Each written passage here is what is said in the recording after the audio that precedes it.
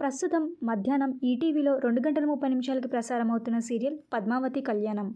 అయితే పద్మావతి కళ్యాణం సీరియల్ అతి త్వరలో ముగియబోతుంది. ఈ సీరియల్ లాస్ట్ డే షూటింగ్ని కూడా కంప్లీట్ చేసుకుంది. ఈ సీరియల్ని 1 ఆగస్ట్ 2022 సంవత్సరంలో స్టార్ట్ చేశారు. దాదాపు సంవత్సరం పైనే తెలుగు ఆడియన్స్ని ఈ సీరియల్ అలరించింది. ఇక కీర్తన పొద్వల్, హేమంత్, హరిత, వైభవి ఈశ్వర్, లీనా ఖుషి, కుశాల్ నాయుడు, సురేష్ తదితరులు ఈ సీరియల్లో నటించారు. ఈ సీరియల్ ఇంత త్వరగా ఎండ్ అవ్వడానికి కారణం తక్కువ టీఆర్పీ రేటింగ్తోనే సీరియల్ ఎండ్ అవుతున్నట్టుగా తెలుస్తుంది. ఇక పద్మావతి కళ్యాణం సీరియల్ ఎండ్ అయిన తర్వాత ఇక సరికొత్త సీరియల్ అయిన రాధా మనోహరం సీరియల్ని మధ్యాహ్నం 2 గంటల 30 నిమిషాలకి టెలికాస్ట్ చేస్తారా లేక వేరే టైమింగ్స్లో ఈ సరికొత్త సీరియల్ని వేస్తారా అనేది చూడాలి. ఈటీవీలోనే ప్రసారమైన అనుపల్లవి సీరియల్ని సడన్గా ఎండ్ చేశారు. అనుపల్లవి సీరియల్ టైమింగ్స్లో కొత్త సీరియల్ అయిన సుమంగళి సీరియల్ని రేపటి నుండి స్టార్ట్ చేయబోతున్నారు.